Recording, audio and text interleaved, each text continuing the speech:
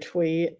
Sur- Oopsie. Survivor specialist Phil and Alexa are back, and so is Survivor Diet version. Survivor Diet, and I'm going to call it that all season now because, wow, this was a premiere for the ages. What just happened on season 45's episode? We had some ups and downs for some people, and arguably the most infuriating ending of a premiere ever.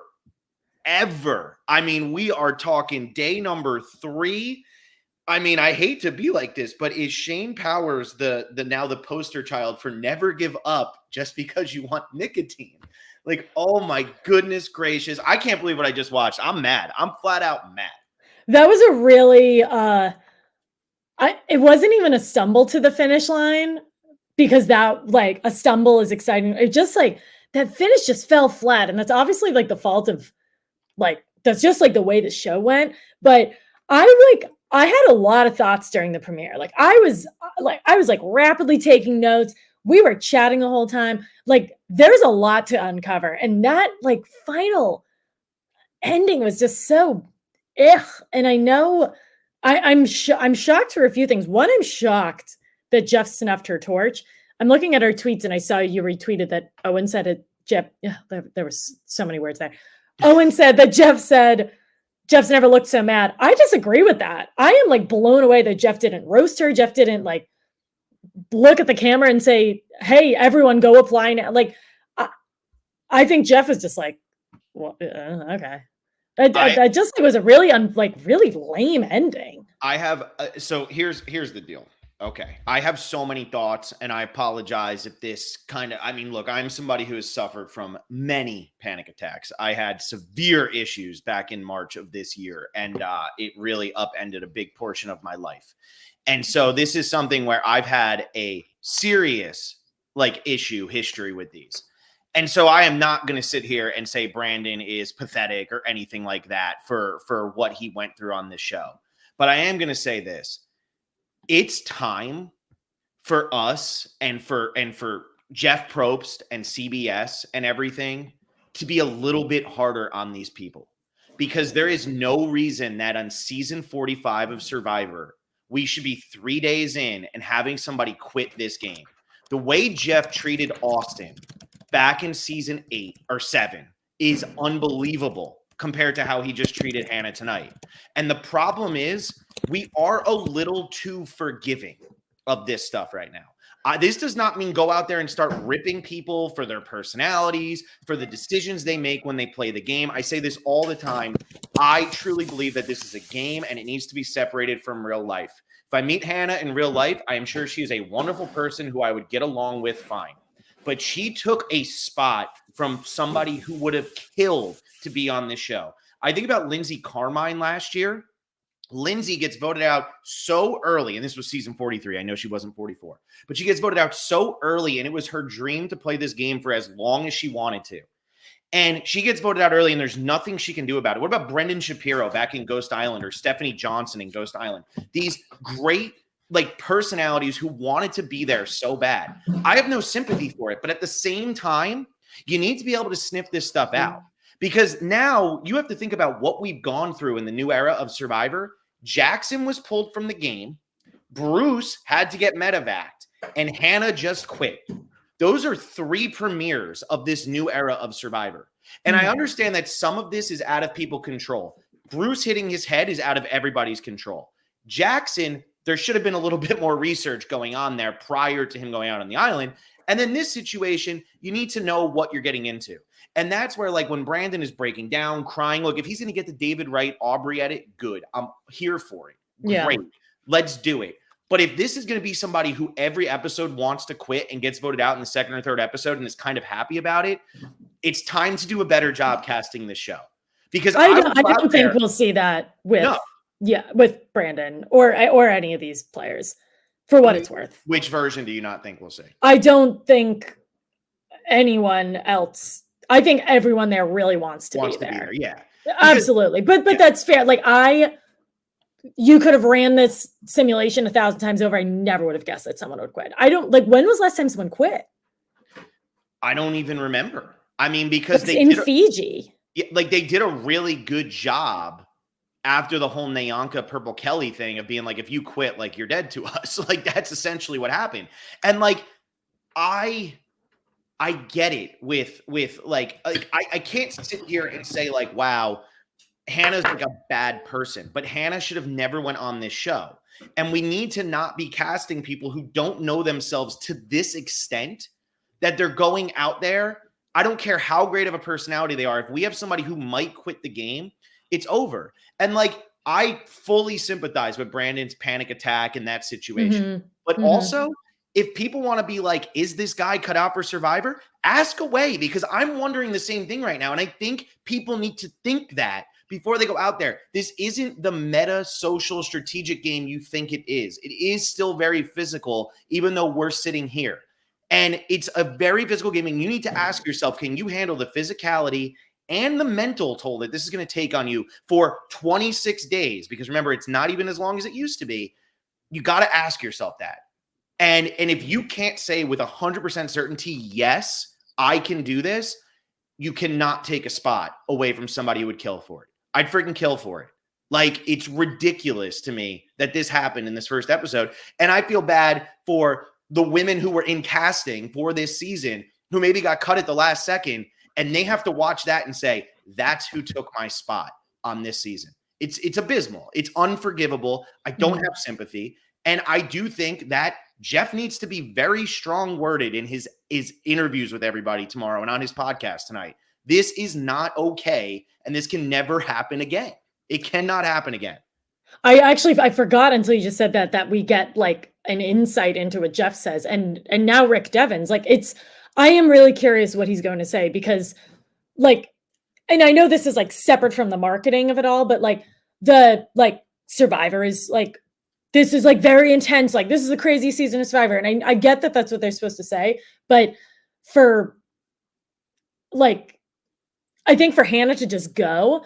And I think I am glad that she left, because going into that tribal council, like Emily, Brandon, kind of Caleb and Sabaya, like every single person had their name out there except for Sean. So shout out to Sean. Yeah, Sean every single one of them, I was like, I don't want them. Even Hannah, I was like, I don't want her to go. I think she's really funny. I did not see the writing on the wall at all. I completely missed it. I actually thought when she like dropped that, what turned out to be a huge bomb, that she felt like she was going through nicotine withdrawals. I actually thought I thought her intention of presenting it was in a funny way. And like you referenced Shane, that Shane is the only other person in the history of the show who I think has like spoken so openly about something like that. And maybe that was it. And maybe she didn't want to talk about it further, which I totally get that.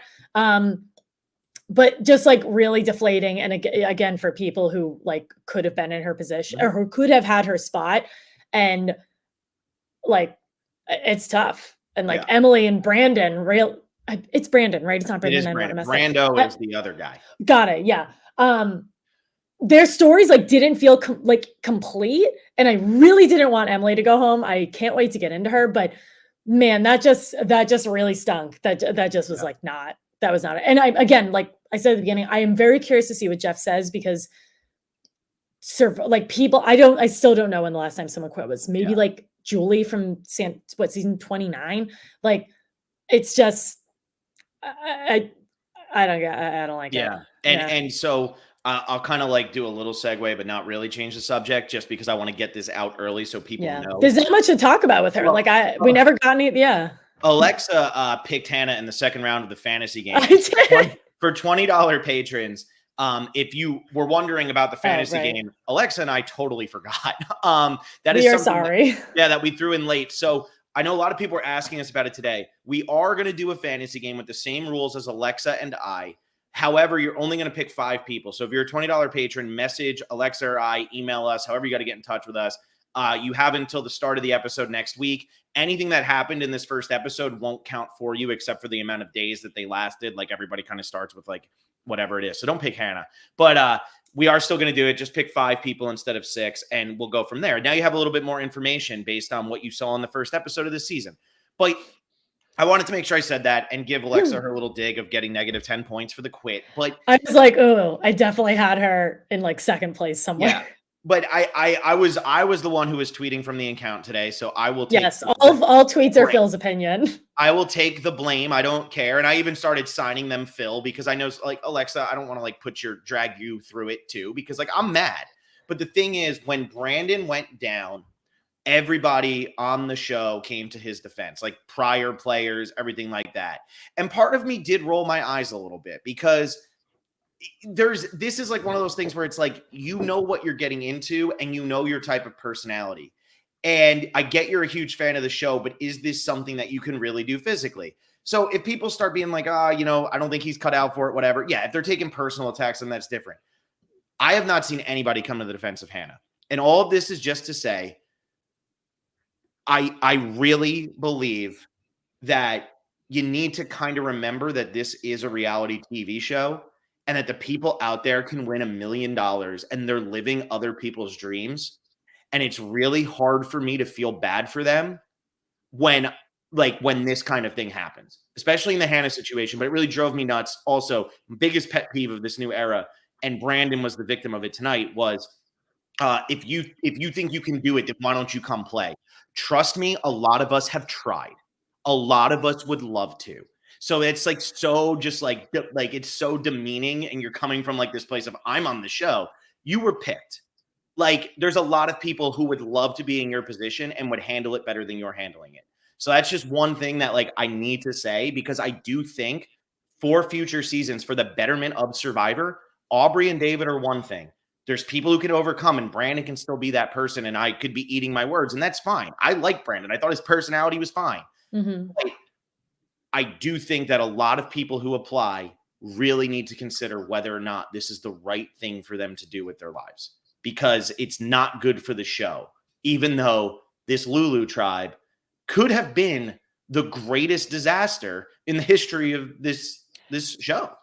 Well, is there any reason why they couldn't be? Because Phil, we said they were going to be the hot mess tribe, and they're doing a great job. And I'm really high self-5 from 1,000 miles away. But they're like, I find their dynamic awesome. Like Sabiyah and Caleb are really, really cool together. I think Sabiyah also was like a huge standout, even though her like personality was not necessarily a standout, just like the way she conducted herself. With like what was going on, I would not have been able to do so. And really, like when her and Caleb are getting called out, just like they really handled it well. So I think that was awesome.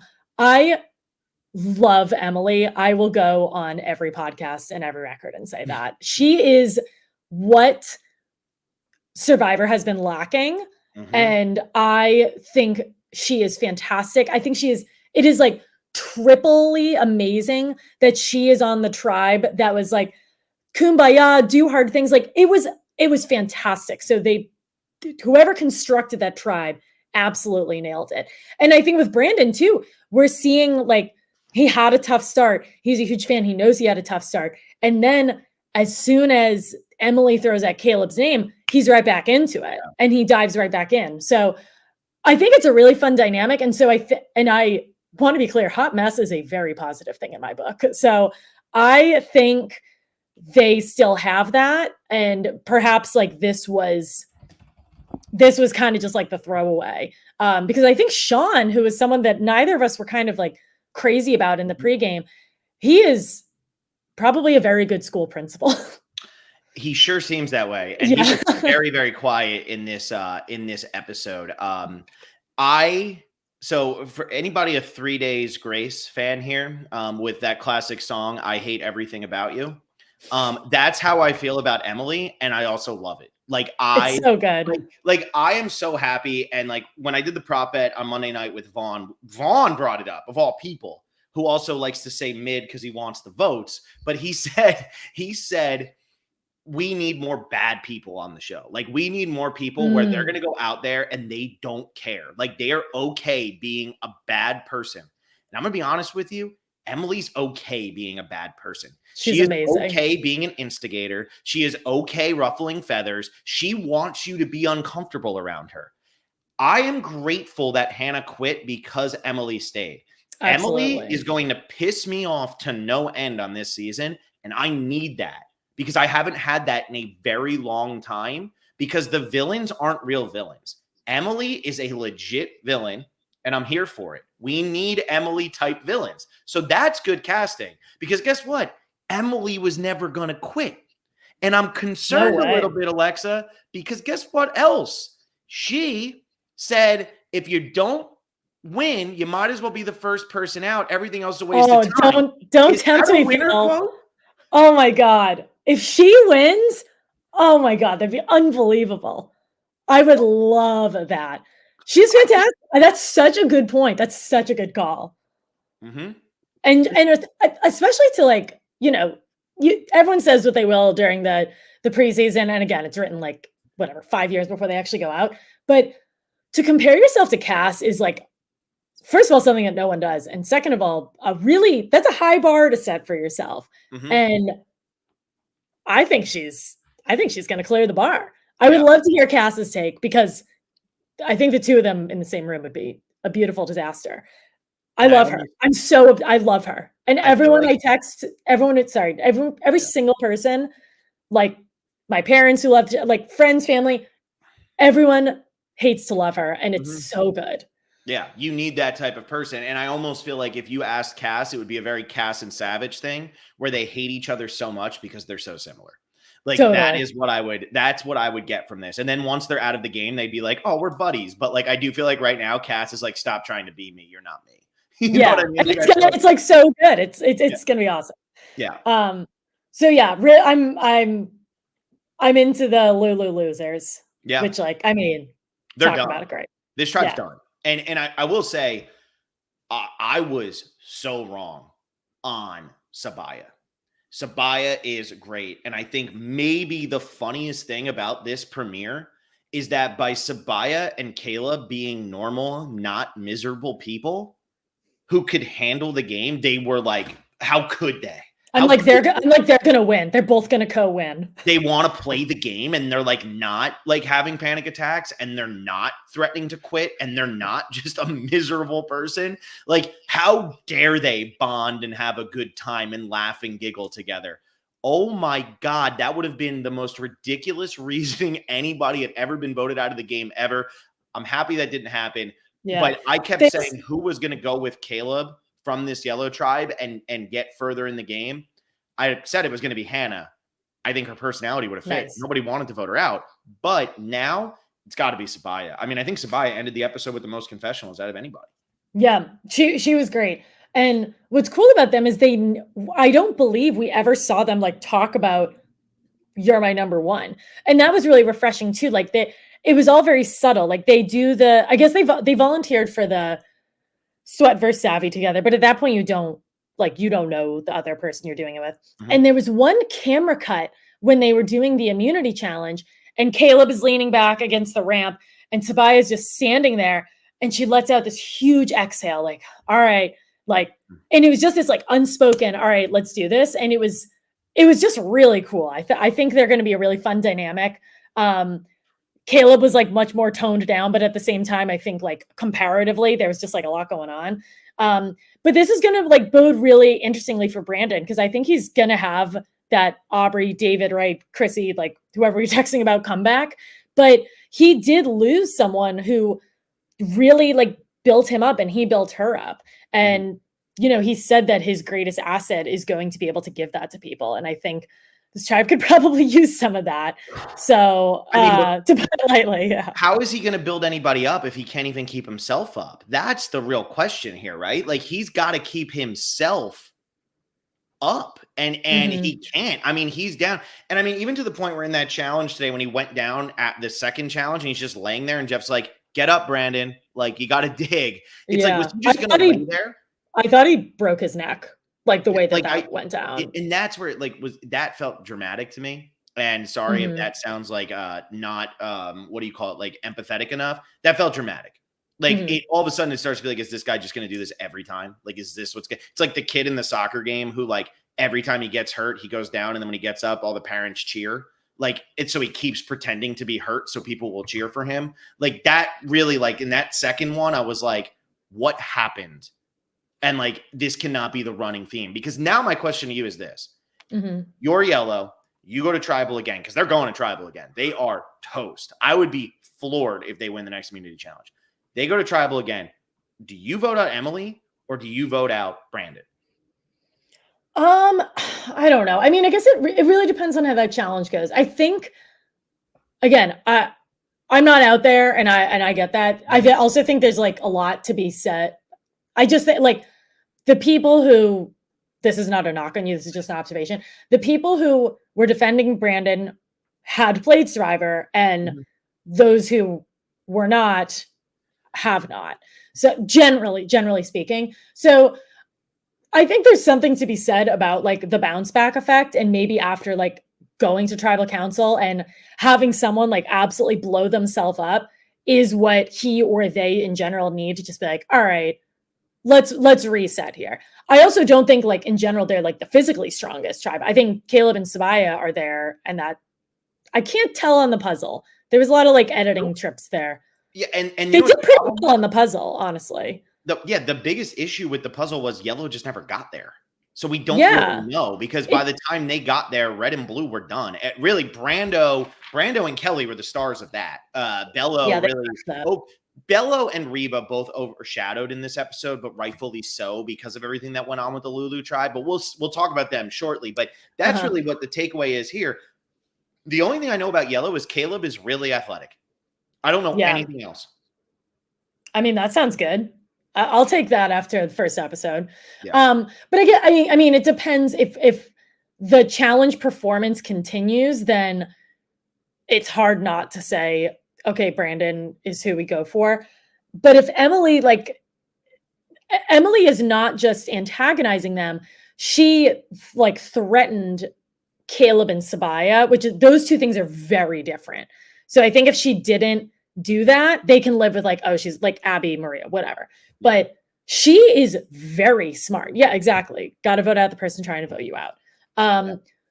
Emily was like, okay, I'm going to throw it at Hannah. That didn't work. I'm going to throw it at Caleb and Sabiyah. That didn't work. I'm going to throw it at Brandon. She is like, she gets to the final tribal council. Like she can talk.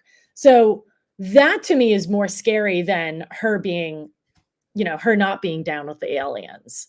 I want to be clear. This is a pro-alien podcast. I mean, obviously, when they were asking, I'm sitting there. I'm like, it was obviously the aliens. Like, what? I'm like, what? Is there another theory to this? Yeah, absolutely. I thought that is not being talked about, but that was unbelievable. Yeah, I love that. If anyone on Lulu's listening, pro-alien. Pro-alien. It's obviously the alien. So I just want to bring up a tribe and a dynamic that I think is going to be very accurate to this season. So let's look at Survivor 41 and the Uwa tribe. Sarah was the first person voted out. We didn't really get to know her. She didn't quit. So Sarah, your comparison to Hannah is not fair. But she didn't quit. Next was Brad. That kind of feels like an Emily type situation, right? Like, hear me out on this. So big, a lot of screen time. Seems like there's an opportunity here playing the game, but ultimately everybody just wants this person out because they do not fit in with the tribe. Brad did not fit in with his tribe. Emily does not fit in. Now, next was JD. JD is Brandon. JD and Brandon are the same thing. And then Jeannie is Sean, because it's kind of that no man's land person who is just going to be stuck as the only option while Caleb and Sabiyah are just too strong. That's how I see the rest of this going. Maybe red and blue lose one here or there. Maybe red loses two. Maybe blue loses two. But I think if there's no swap on this season, we are going to see 4 people go, and that's going to be probably how it goes. Maybe Brandon goes before Emily, but Brandon and Emily are the next 2 boots from that tribe. And I do worry that Sean is just falling into that, oh my God, my tribe got decimated. And unfortunately, I had no option. And now I'm stuck with 2 people who are just really good friends.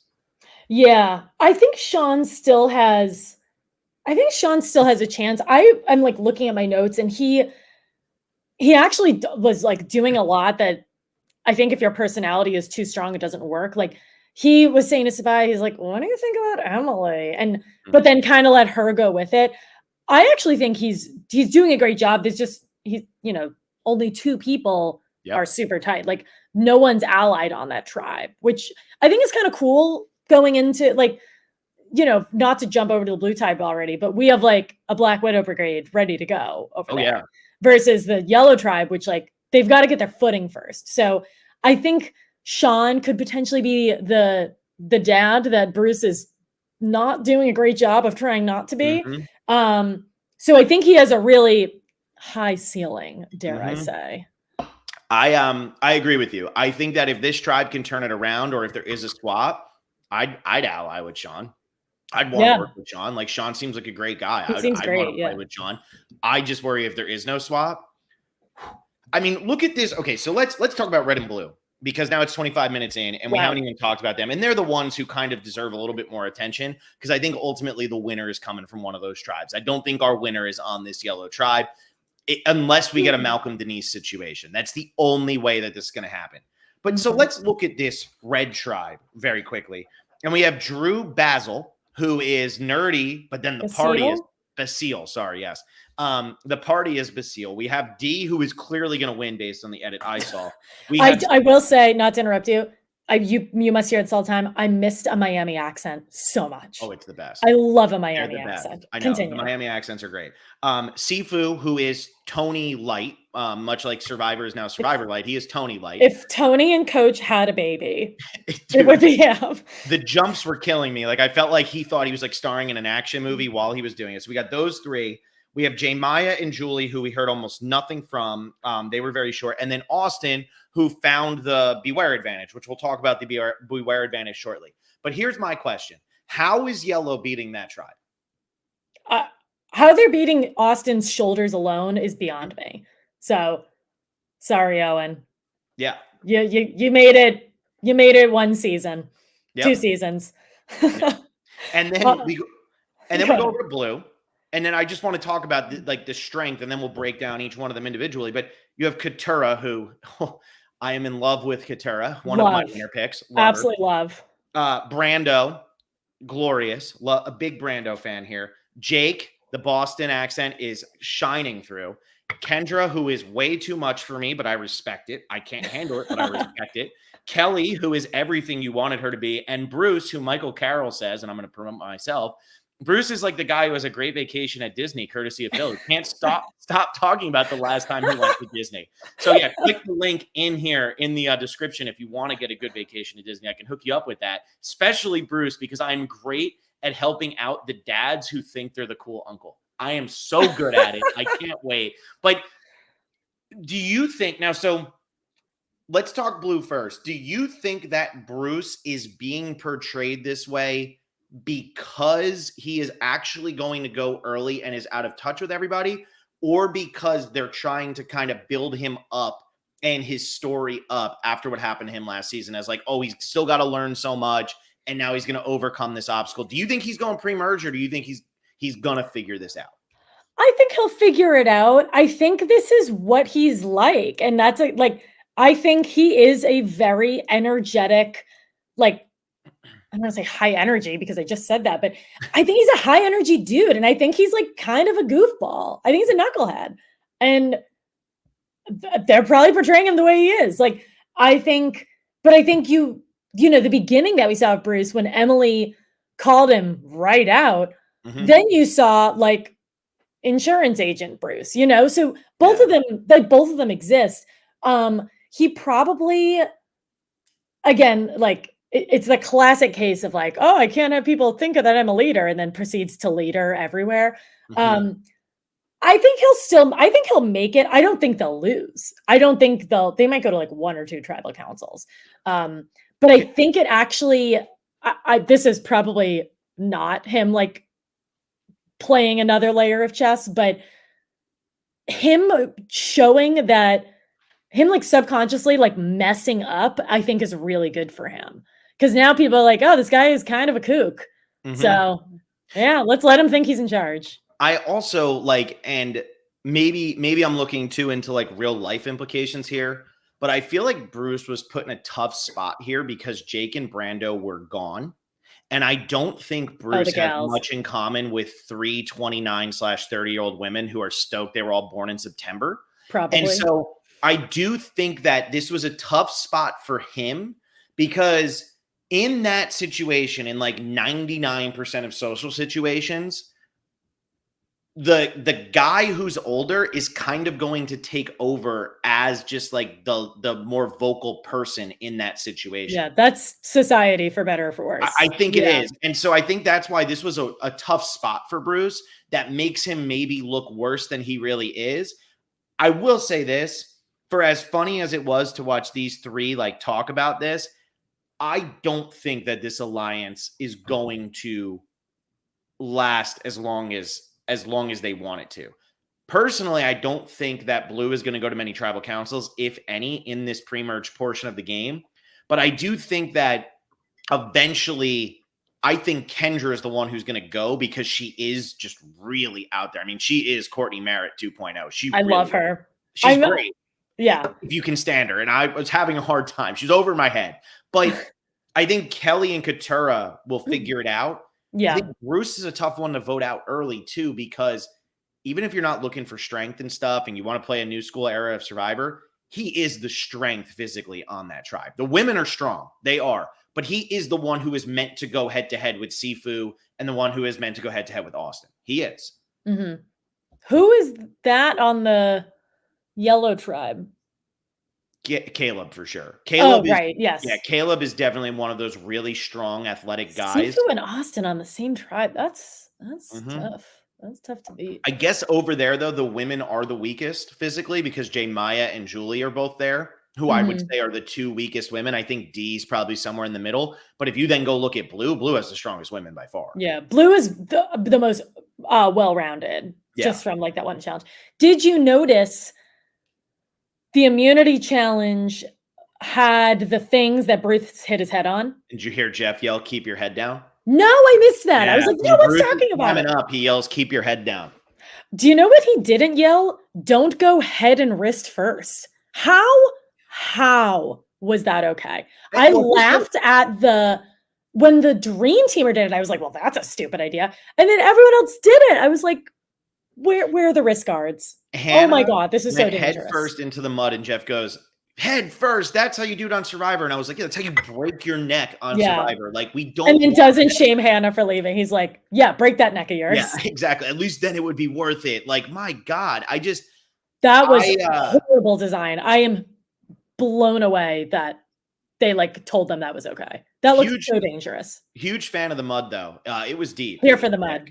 Love that. Like, love the glue mud. Felt like an old school season, even because we were getting people quitting because of nicotine. Like, it made sense. It did feel like an old school episode. In this episode, the challenges were physical. They were fun to watch. They were fun to look at. I'm all about watching people not be able to climb a ladder. I mean, we've seen it before. We'll see it again. I love it. Give me a bad ladder climb every season. Like, there are so many people who have lost to ladders on Survivor that we've stopped keeping count of. Not Angelina. Not Angelina. She is the only one to defeat them. She returns once every 6 months for one ladder meme and then disappears. I know. She is fully living her life until a ladder appears on Survivor. Like, it's so good. It's great. I am very I was very pleased with what was in this episode. Yeah, 90 minutes into it. And I got to say, like, the cast as a whole, solid cast. But I think it's a great cast. These people are all over the map. There's just rough casting choices for, are they great TV or are they actually like able to do Survivor? And that's like where I come down to here. Like, you gotta have both, because there's plenty of both of those things out there. Yeah, and that's like the beauty of Survivor. That's like where the Cerise are born and like all that. But it's like, I also want to be like, did anyone see Austin? Like, he was so good. And like, see how like Kelly and Brando did that puzzle in 9 seconds. Yeah. According to my calculation. So it like, I want like them to be propped up too, you know, because they crushed it. So yeah. Yeah, and I think that's important, because I do think that so often when things go wrong like this on the show, we do end up spending too much time like focusing on the negative. And we spent a lot this episode, but I think a lot needs to be addressed.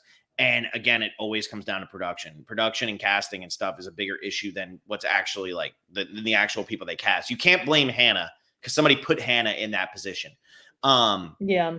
But also, like, I was a huge fan of pretty much everybody who got screen time.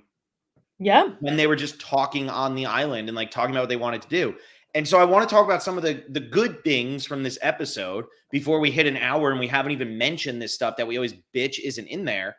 And I'm going to start with number one, and that is let's start off with the challenge on the boat that then led to the savvy versus strength. So the challenge on the boat, first of all, Bruce is moving in slow motion. The man has learned from his mistake. In both challenges, he was moving as if he was out for like a Sunday stroll. And that was fine. So we watch this first challenge. We see everybody do their thing. Yellow has a huge lead after the first portion, or Red has the huge lead after the first portion. But then Maya and Julie have to paddle out. They lose time on that. Yellow catches up, takes the lead. Brandon can't climb. Jake and I forget who Jake is with. It's not Brando, but Jake and whoever he's with, they get up the ladder first. They're doing great. And then Red catches up, and Drew just stands there and, being like 7 feet tall, just like moves the thing super simply. I love it. Winning. What did you like think about this whole design? Like, we didn't get a proper marooning, but we got a boat challenge that did a lot of different stuff. People had to be put in roles. And it was all ultimately for like flint, machete, whatever. What did we think about this? Anything interesting here or not really? Yeah, I thought it was cool. I haven't like realized that there really aren't many boat challenges around. I love a marooning. Like I could watch it every season and not get bored, but I forgot that they don't give them anything. Mm-hmm. So like, I think it was good. I was honestly a little hard to follow because I was like, they're doing something on the boat and then they're off and they get back on.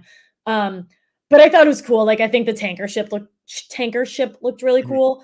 Not to detract, but the lack of marooning reminded me that most of these tribes don't have even a pot or a machete, which is crazy. Yeah, I love that. I hate that Jeff ended up giving it to them after the first immunity challenge, and then like, oh, he did. I missed that. Yeah, he said that everyone.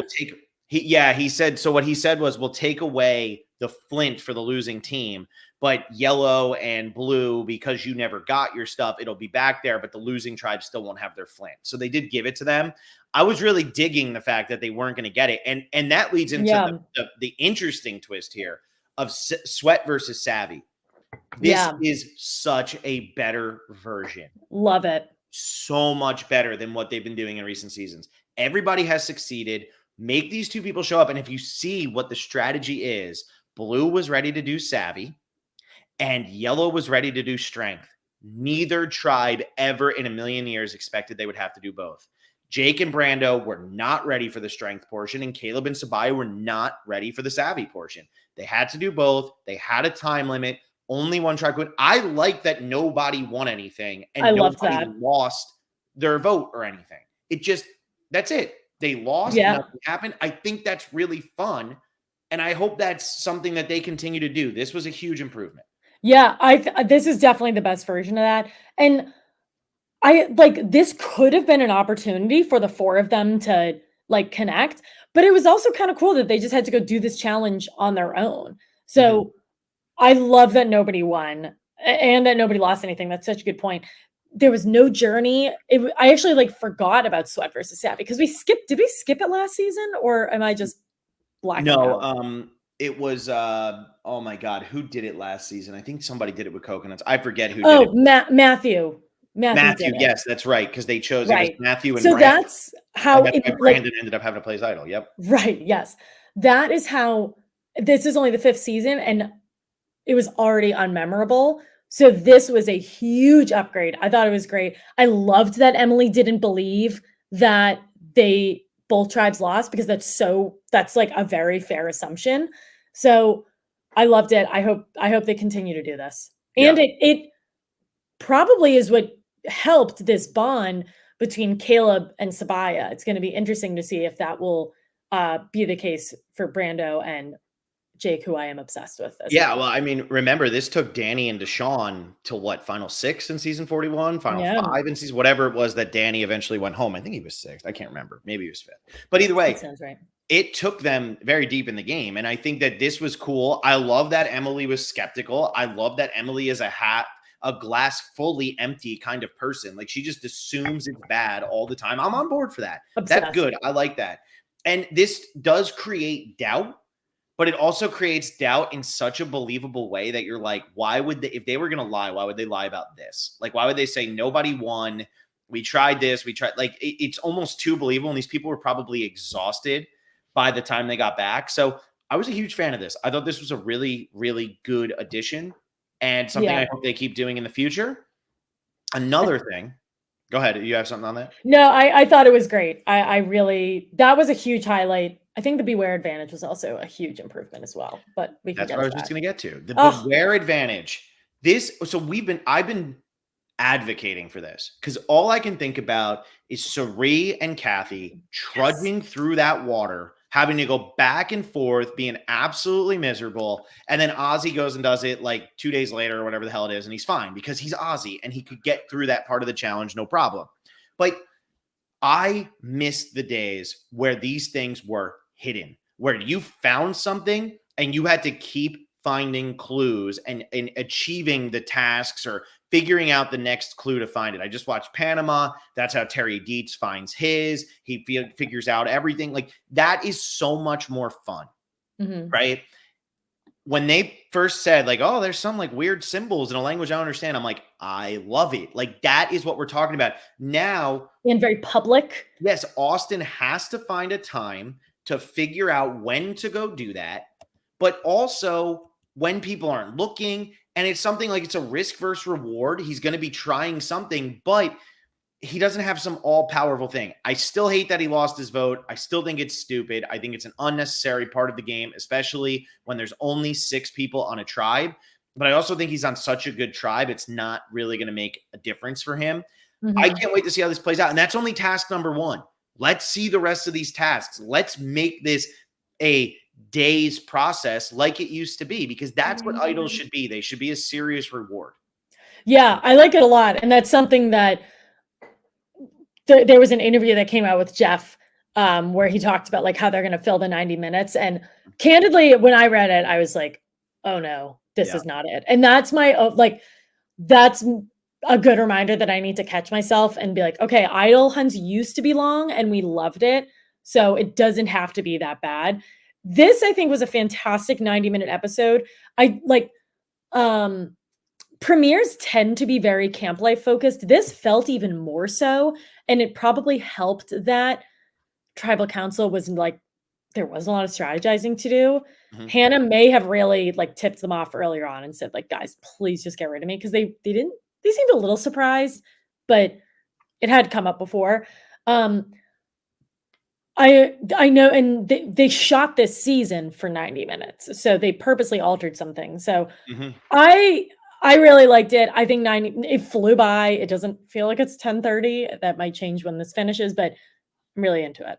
Yeah, I was a big fan. And like, this is how idols should be. Russell broke it back in season 19, and people forget that happened because now we're on season 45. So it's more than half of the show. We are used to people just finding idols. What Russell figured out, and he's pretty open about it, I know he used to do interviews with it and stuff, is that when the cameras start really paying attention to you, you're probably on to something. Like, use the cameramen to your advantage. If you're near something and all of a sudden the cameras are paying a lot more attention to you than they previously were, you're probably near something. And that's what ended up happening in season 19. And we just got used to that. But if this is how they're going to be, not Jeremy Collins running down in the middle of the night to find an idol that was literally lit up with a torch for him, this is legitimate. This is difficulty. Like, I'm all about this. I think this is better for the show. And again, like, so far, the changes they've made have been really good changes. Like, these are the types of changes we need to be seeing on this show to keep it fresh and have us excited to watch an hour and a half. Whatever happens with the cast happens with the cast. as much as crap as I want to give Hannah, and if Brandon ends up fizzling out and going home next week and he's just, it was too much for him. That used to happen all the time in the old school seasons. Those people just wouldn't be edited into the show. That was the difference. And back in 2005, nobody had any sympathy for any of those people. It was like, get them the hell off my TV and let's move on.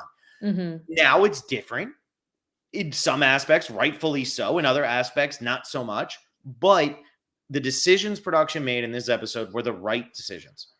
And that cut that clip. Cut that clip. I know. It gave amazing. Me hope.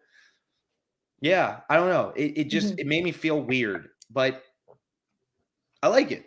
I like it. Michael Carroll makes a good point here. Doing the birdcage one season and then just dropping it, I think was a great idea. Absolutely.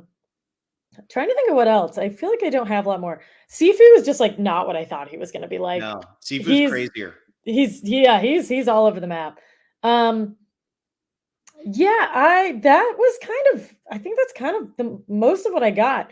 I think I'm really excited to see where this goes with Bruce, but I also think it was cool that he was very, very second or third tier for this episode. I would say I think Bruce had the least amount of confessionals with Jay Maya and Julie. He just also had like a 4-minute confessional. That was the difference. But I think he only ended the night with 1 or 2 confessionals. He did not have many. He also has a lot of screen time too. Like he was very around. And we knew him too. A lot of blur mouths and a lot of crying. So can I list and did you input into the thing? I sure didn't. Okay, I'll list it out then for you.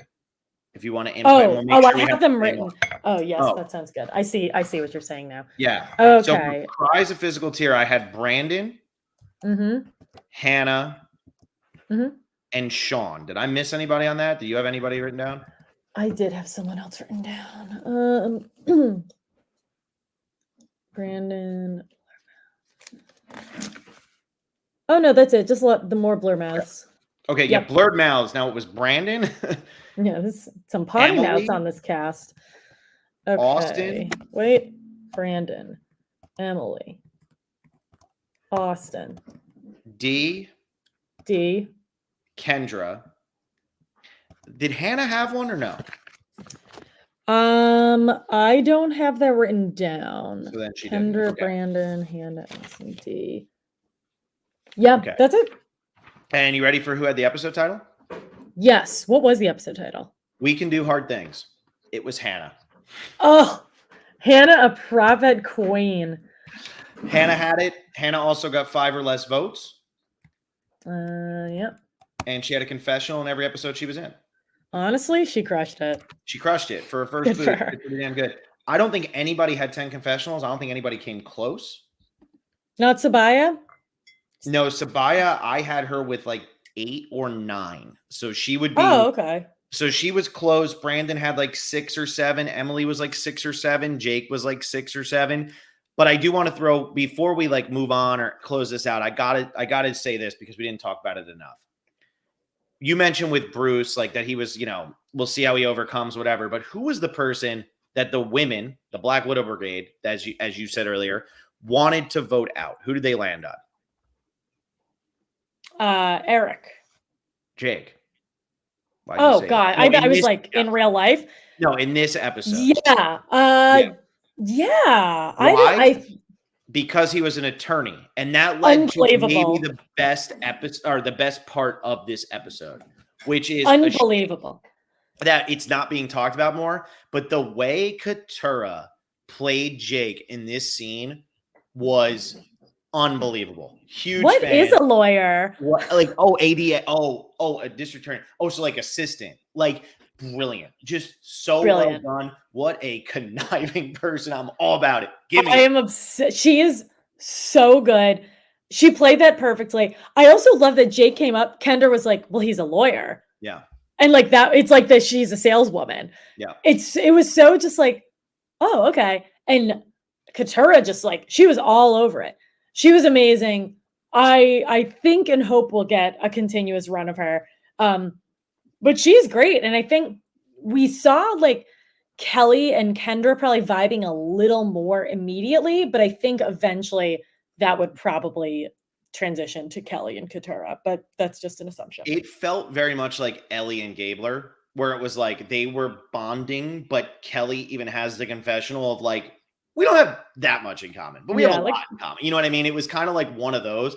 If I was a betting man and I look at this tribe, I do think that Kendra's going to ultimately be the first boot when they lose. I really think that's going to happen because I think the men will try to target her. I think she's really only bonding with the women. I think the men will try to target her, and I think Kelly and Katurah will ultimately be okay with it because Kelly and Katurah think and potentially know that they are smarter than the men on that tribe. Mm-hmm. And that's good. Other than maybe Brando. At least I think they think they're smarter than Bruce and Jake. And what we've seen, they are kind of getting the better of them. But Brando, I would say we really didn't get much interaction with him with the rest of the tribe.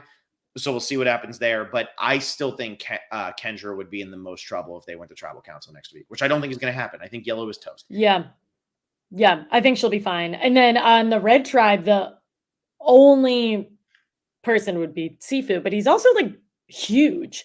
Yeah. So I don't know. Blue tribe like has a lot of personality. Red tribe, I feel like we got the least from. And Austin, like I really like him, but Sifu is like all over the place. And then there's kind of everyone else. Yeah. Maya and Julie definitely got the least amount in this episode. Drew had the first confessional and then the one explaining his first and last name. Sifu had all like the Tony stuff. Austin had his own stuff. And it was D who had all the commentary about Sifu. So I think that is valuable. I think that is good from an edit perspective. She was the one who was like, I can't trust him. He's being a weirdo. Like, I don't know what's going on. She was the one who caught him. Like, I do think that D and Drew and Austin came out looking the best from Red, even though they didn't get that much screen time. But ultimately, not a lot of confessionals in this episode, and a lot did focus on the Yellow Tribe because the Yellow Tribe was a flat-out disaster. Yeah. Yeah. I hope it'll probably even out a little bit, but at the same time, Yellow will probably go to the most tribal councils. So that's typically what happens. So we'll see. I'm curious if they swap any earlier or what they do with the journeys and stuff. Yep. But yeah, we did it. That was a roller coaster of a premiere. We did do it. I also need to mention this though. Jake's grandma was on the screen, so that is points for that counts as the photo of friend or family.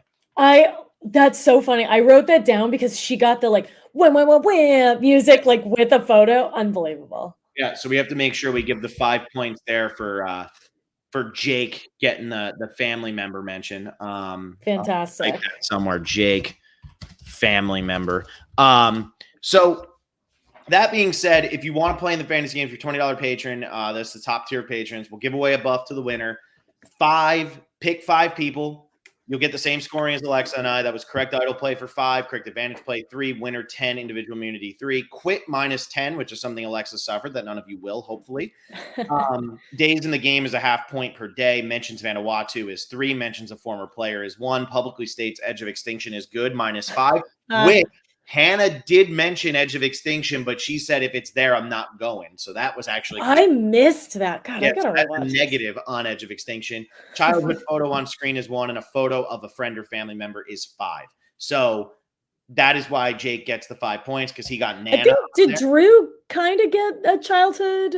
No, photo? Drew was like a full like 18, 19 in that. Like I had said, like it has to be like you cannot be a legal adult. Yeah, like it had to be like a kid version. So I don't believe that his should count.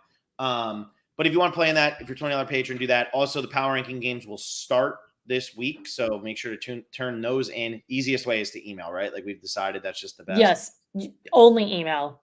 Survivor Specialist at gmail.com. Yes. Someone said Sifu had a friend photo too. To be honest, I probably missed that, but that sounds right. La Marina says Sifu had a friend photo. Okay, I'll have to look. I think so this is an interesting one because I know what La Marina is talking about.